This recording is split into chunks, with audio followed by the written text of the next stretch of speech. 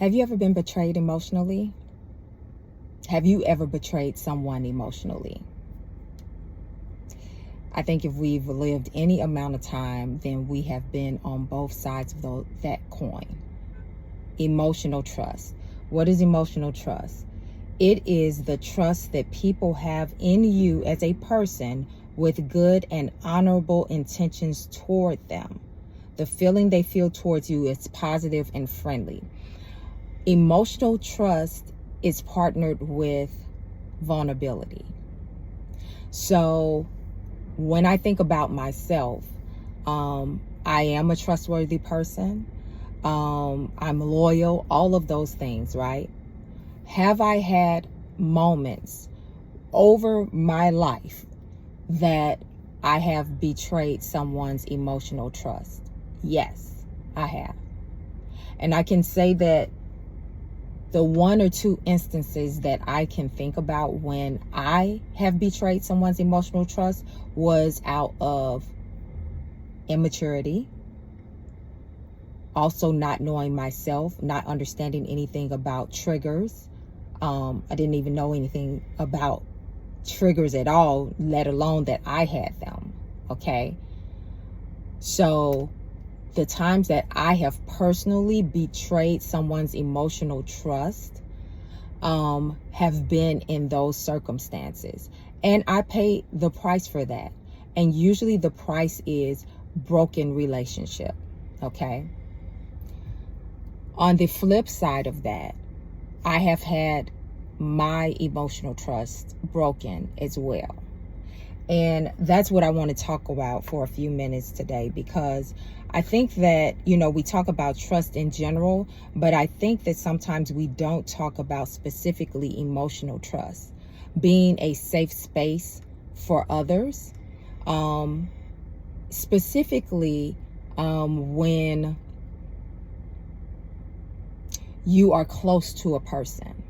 The closer you are, the more there is an opportunity for abuse and hurt. Because the closer you allow someone to get to you, or the closer that you are to someone else, then the more vulnerable they are to you, because not only the feelings that they have toward you, and this is friendship, this is family, this is, romantic relationship, all of the above, the closer, the more vulnerable, which is why many people are very choosy about who they have in their inner circle. You have some people that, they are open and just say, I am not one of them. I am open and friendly and cordial to everyone, but inner circle, true friendship, I'm cool with a lot of people, but friendship is very sacred to me.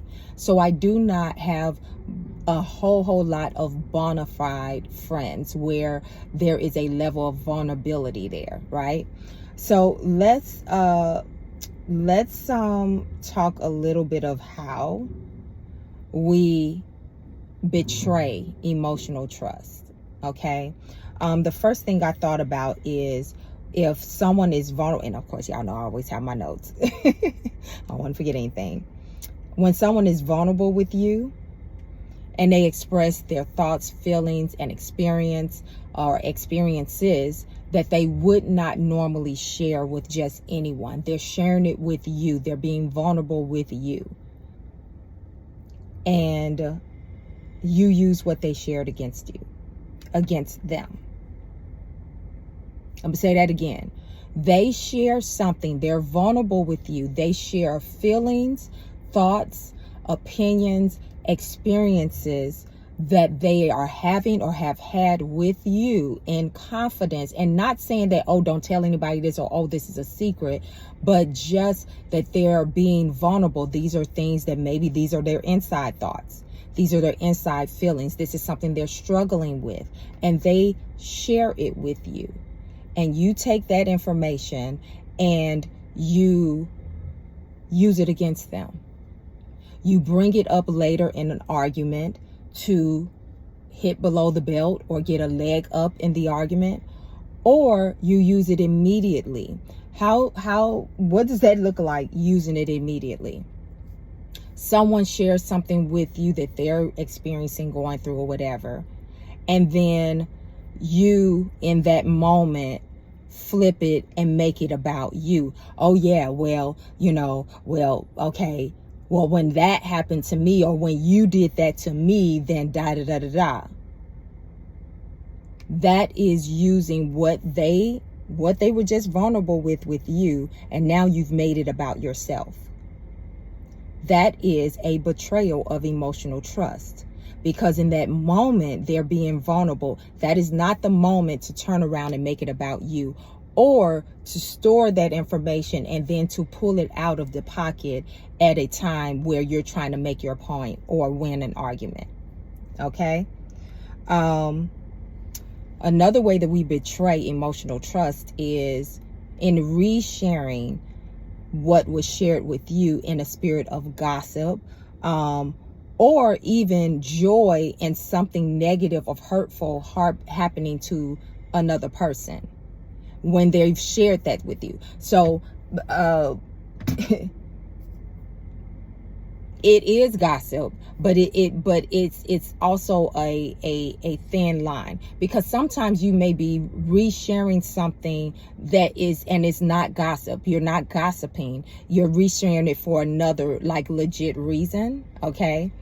And there's not joy in it. The issue with gossip is not only just talking about somebody, but it's also, there's a gleefulness that people get when they're gossiping, and particularly if they are happy that the person is having a negative experience, or they're hurt or harmed in some way, and they shared this with you in a vulnerable moment, and you're now resharing it in a spirit of gossip. You understand what I'm saying? Hopefully y'all got that.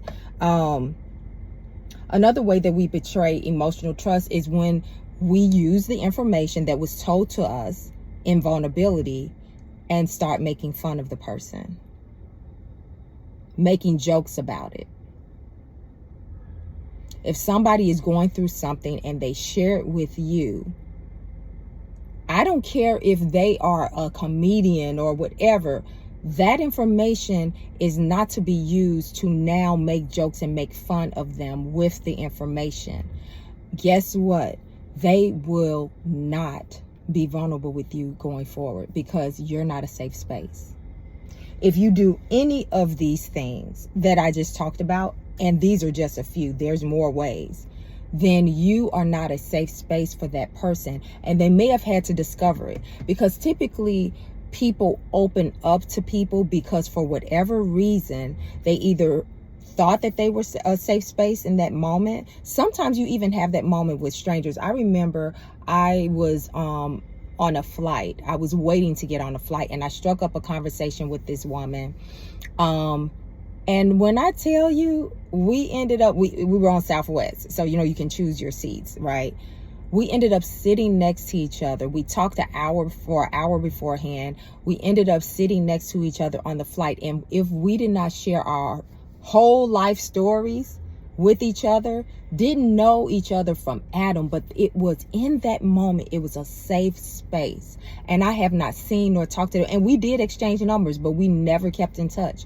But that woman know all my business, and I know all her. Like, we had that type of safe space moment that was needed, and I knew it was a divine moment. It was exactly what I needed, and it was clearly exactly what she needed in that moment.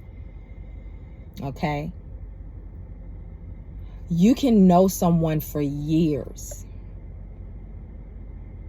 and there is an opportunity for vulnerability.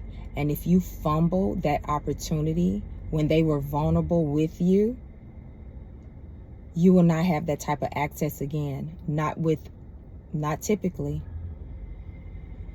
Sometimes people will share that with you, like, yeah, I kind of felt like you mishandled that. I feel mishandled. I feel like my emotions, my feelings were mishandled. My vulnerability was mishandled. Sometimes people will share that with you, and other times they'll just be like, won't do that again.